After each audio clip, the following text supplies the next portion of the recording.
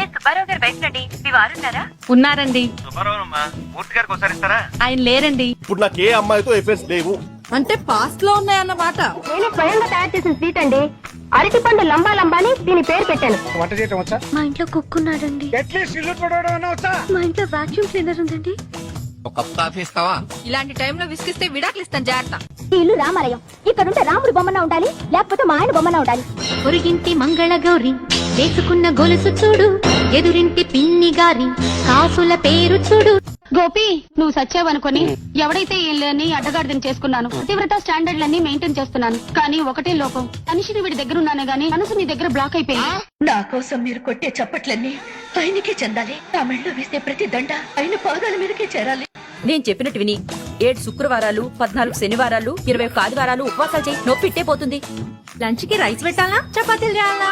నేను హట్టు ఫీల్ అయ్యాను. పొంగుముట్టి పెట్టుకున్నాను. ఏమిటి పోజు? మర్యాద ఏమిటి రెస్పెక్టింగ్ అండి. కామెడీ చేస్తున్నావా? నై నై నై